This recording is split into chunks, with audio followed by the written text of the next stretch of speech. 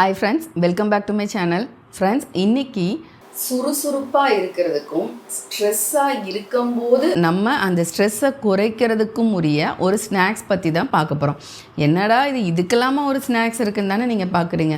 ஆனால் ஃப்ரெண்ட்ஸ், இந்த ஒரு ஸ்நாக்ஸ் உங்களுக்கு நான் ஒரு நியூட்ரிஷன் தெரபிஸ்ட் அப்படிங்கிற ஒரு அடிப்படையில் கொடுக்க போகிறேன். அது மட்டுமே இல்லை, நிறைய நான் என்கிட்ட கன்சல்டேஷன் வர பேஷண்ட்ஸ்க்கு கொடுத்தும், அதே மாதிரி நம்மளோட வீட்டில் இருக்கிறவங்களுமே இதை எடுத்து நல்ல ஒரு சேஞ்ச் இருக்கிற ஒரு விஷயத்தை தான் நான் இன்றைக்கி உங்ககிட்ட பகிர்ந்துக்க போகிறேன்.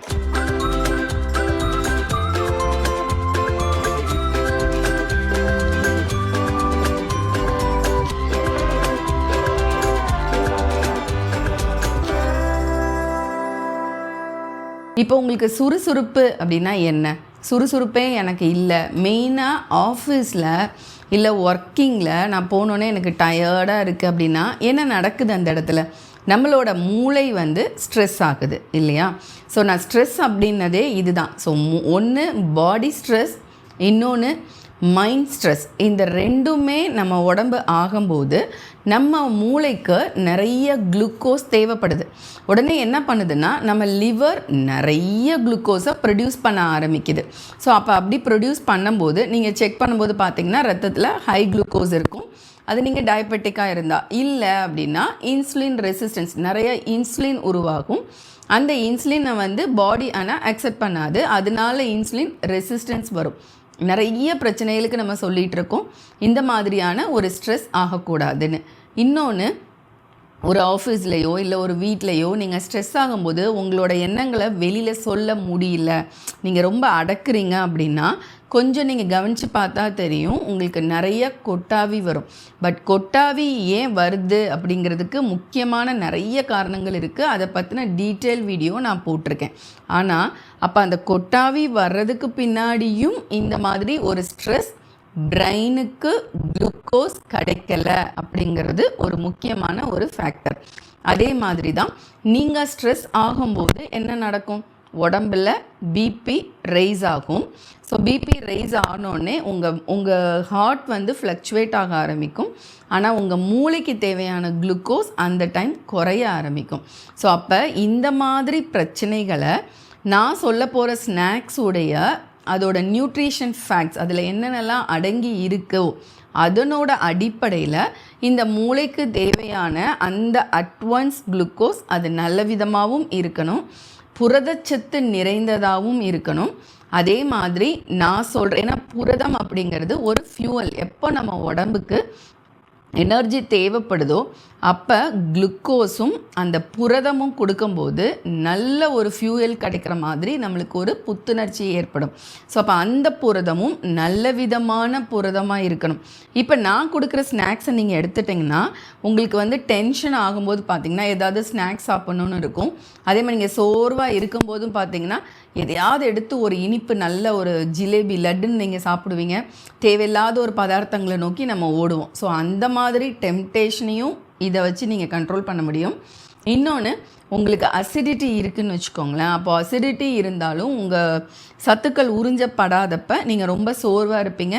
அப்போ உங்களுக்கு சத்துக்களே உறிஞ்சப்படலை அப்படிங்கும்போது திருப்பி பசி உணர்வு இருந்துகிட்டே இருக்கும். ஸோ பசி உணர்வு இருக்குன்னா ஆட்டோமேட்டிக்காக உடம்புல எந்த செல்ஸுக்குமே நம்மளுக்கு தேவையான சத்துக்கள் போகலைன்னு அர்த்தம். இன்க்ளூடிங் நம்மளோட பிரெயினுக்கு தேவையான குளுக்கோஸும் உறிஞ்சப்படலை. ஸோ அப்போது இதுக்கும் உங்களுக்கு அசிடிட்டி இருக்குது அப்படின்னாலும் அதில் இருக்கிற அதிகப்படியான பசியை கண்ட்ரோல் பண்ணுறதுக்கும் இந்த ஸ்நாக்ஸை நீங்கள் எப்பயுமே கையில் வச்சுக்கலாம். ஆனால் நான் சொல்ல போகிற ஸ்நாக்ஸை அளவோட ஒரு 3 ஸ்பூன் அளவுக்கு மட்டுமே நீங்கள் அந்த ஸ்ட்ரெஸ்ஸாக இருக்கும்போதும், உங்களுக்கு அந்த தூக்கம் வர்ற மாதிரி இருக்கும்போதும், கொட்டாவியாக வந்துக்கிட்டே இருக்கும்போதும் நீங்கள் எடுத்துக்கணும். அதுக்கு மீறி ஒரு 3, மேக்ஸிமம் குழந்தைங்கள் கொஞ்சம் டீனேஜர்ஸாக இருந்தாங்கன்னா 4 ஸ்பூன் வரைக்கும் எடுக்கலாம். ஒரு பெரியவங்க டயபெட்டிக் கூட அதில் எடுக்கலாம். ஏன்னா இதில் ஒரு ஸ்வீட் இருக்க போது, ஆனாலும் இது கூட ஒரு புரதம் கம்பைன் பண்ணி நம்ம எடுக்கிறதுனால இமிடியேட்டாக நம்மளோட கிளைசிமிக் இண்டெக்ஸ் லெவல் ரொம்ப கூடாது. ஸோ அப்போ நீங்கள் டயபெட்டிக்காக இருந்தால் கூட ஒரு 2 ஸ்பூன் நீங்கள் தாராளமாக எடுக்கலாம். ஏன்னா நீங்கள் அந்த நேரம் இதை எடுக்கிறத விட நீங்கள் உடனே டெம்ட் ஆகி வேறு எதையோ போய் சாப்பிட்றதுக்கு பதிலாக இது 2 ஸ்பூன் எடுத்து உடம்பை சாந்தப்படுத்துறதுல தப்பே கிடையாது. ஸோ அப்படிப்பட்ட ஒரு ஸ்நாக்ஸ் தான் நம்ம இப்போ பார்க்க போகிறோம். இந்த ஸ்நாக்ஸில் என்னென்ன இன்க்ரீடியன்ட் இருக்குங்கிறதையும் என்னென்ன நியூட்ரிஷன் இருக்குங்கிறதையும் நான் சார்ட் கொடுக்குறேன். இப்போ அது என்ன ஸ்நாக்ஸ் அப்படிங்கிறத காமிக்கிறேன். நான் காமிச்சோன்னே நீங்கள் சொல்லுவீங்க இவ்வளோதானா, இது ஒரு ஸ்நாக்ஸ் அப்படிப்பீங்க. பெருசாக ஒரு ரெசிபிலாம் இல்லை. நான் இப்போ அதை காமிக்கிறேன், நீங்கள் பாருங்கள். ஸோ ஃப்ரெண்ட்ஸ், அந்த இன்ட்ரெஸ்டிங்கான ஸ்நாக்ஸ் இது தான். இங்கே பாருங்கள், நம்ம ஊரில் பொரிக்கடலைன்னு சொல்லுவோம், இல்லை பொட்டுக்கடலை, உடச்ச கடலைன்னு சொல்லுவோம்.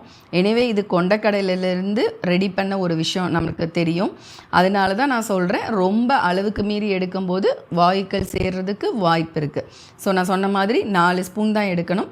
இது நாட்டு சர்க்கரை.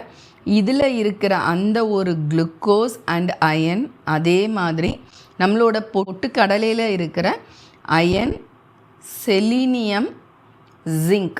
மெயினாக செலினியம் அண்ட் ஜிங்க் எதுக்கு உபயோகமாக இருக்குன்னா, உடம்பில் மனதளவில் உடலளவில் எங்கே ஸ்ட்ரெஸ் இருந்தாலும் அப்படியே அந்த டைம் கூடுற பிபியை குறைக்கிறதுக்குரிய ஒரு விஷயம் வந்து செலினியமும் ஜிங்க்கும் கொடுக்குது. ஸோ அது நிறையாவே உள்ளடக்கி இருக்கிறது தான் இந்த பொட்டுக்கடலை. அண்ட் முக்கியமாக இரத்த ஓட்டத்துக்கு நம்மளுக்கு அயன் இருக்கிறதுனால இரத்த ஓட்டத்துக்கு அண்ட் நல்ல புரதம், பசியை கண்ட்ரோல் பண்ணும்.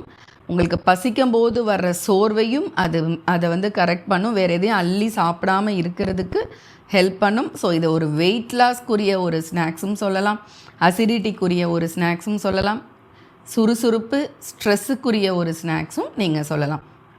ஸோ இதை நான் சொல்கிற மெத்தடில் ப்ரிப்பேர் பண்ணி வச்சுட்டு நீங்கள் ஒரு பவுச்லேயே ஒரு ஜிப்லாகில் போட்டு ஆஃபீஸ்க்கு எடுத்துக்கலாம். வீட்டில் இருந்தாலும் வீட்டில் டயர்டாக இருக்கப்போ 1 ஸ்பூன் போட்டுக்கலாம். அப்படின்னா ஏதாவது சாப்பாடு ரொம்ப சாப்பிட்ணுன்னு நினைக்கிறப்பையும் 2 ஸ்பூன் எடுத்து சாப்பிட்டுக்கலாம். ஸோ இதுக்கு ஒன்றும் இல்லை, இதுதான் ரேஷியோ. இந்த ஸ்பூனுக்கு ஒரு 5 ஸ்பூன் இந்த பொட்டுக்கடலை இதில் இருக்குது. இதுக்கு 3 ஸ்பூன் அளவுக்கு இந்த நாட்டு சர்க்கரை இருக்குது. இது ரெண்டையும் நம்ம மிக்ஸ் பண்ணுறோம்.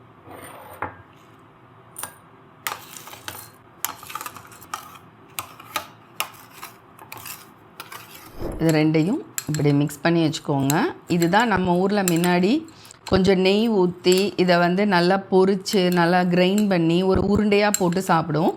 ஆனால் அதில் ஊற்றுற நெய் ஒரு சிலருக்கு சேராமல் இருக்கலாம்.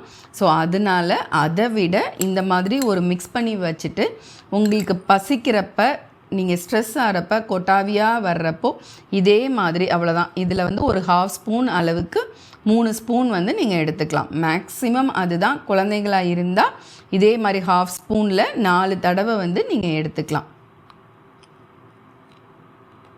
ஸோ ஃப்ரெண்ட்ஸ், இது நீங்கள் சாப்பிட்டு பார்த்தீங்கன்னா ரொம்ப டேஸ்ட்டாக இருக்கும். ரொம்ப நேரம் மென்று சாப்பிடுவோம். ஸோ வாயில் பார்த்திங்கன்னா எச்சில் நல்லா ஊற ஆரம்பிக்கும். ஸோ அந்த எச்சில் நல்லா ஊறினாலே அடுத்து இதுக்கப்புறமா நீங்கள் ஒரு வேளை சாப்பாடு சாப்பிட போகிறீங்கன்னா கூட அந்த சாப்பாடும் நல்ல ஜீரணமாகும். அண்ட் கொஞ்சம் பசியும் கண்ட்ரோல் பண்ணுறதுனால ரொம்ப அளவுக்கு அதிகமாகவும் சாப்பிட மாட்டோம். ஸோ இது ஒரு வேளை உங்களுக்கு சாப்பிட்ட உடனே நிறைய பேருக்கு தூக்கம் வர்ற பிரச்சனை இருக்கும். அப்படி இருந்தால் கூட நீங்கள் உங்கள் சாப்பாடை சாப்பிட்றதுக்கு முன்னாடி இதிலேருந்து ஒரு 3 ஸ்பூன் சாப்பிட்டுட்டு அப்புறமா உங்கள் சாப்பாடை சாப்பிட்டிங்கன்னா அளவும் கம்மியாக எடுப்பீங்க. உங்களோட டைஜஷனும், உங்களுக்கு ஆசிட் ரிஃப்ளெக்ஸ் மாதிரி பிரச்சனைகள் இருந்தால் கூட உங்களுக்கு அந்த எரிச்சல் மாதிரி இல்லாமல் உங்கள் டைஜஷனும் நல்லா நடக்கும்.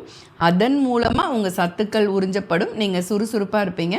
சாப்பிட்டோன்னே உங்களுக்கு தூக்கம் கண்டிப்பாக வர்றது வந்து மாற ஆரம்பிக்கும். ஸோ ஃப்ரெண்ட்ஸ், இவ்வளோ சிம்பிளான ஒரு ஸ்நாக்ஸை, அதுவும் இதில் ஒரு பெரிய காஸ்ட்லி திங்ஸ் எதுவுமே இல்லை, எக்ஸ்பென்ஸ் கிடையவே கிடையாது. ஸோ ரொம்ப ஈஸியாக இதை நீங்கள் ப்ரிப்பேர் பண்ணிக்கலாம். பட் நான் சொன்ன மாதிரி அளவோடு எடுத்துக்கோங்க. அது ஒரு நாளைக்கு ஒரு 3 தடவை மட்டும் இதே மாதிரி மேக்ஸிமம் 3 ஸ்பூன் சாப்பிட்ற அளவுக்கு நீங்கள் எடுக்கலாம்.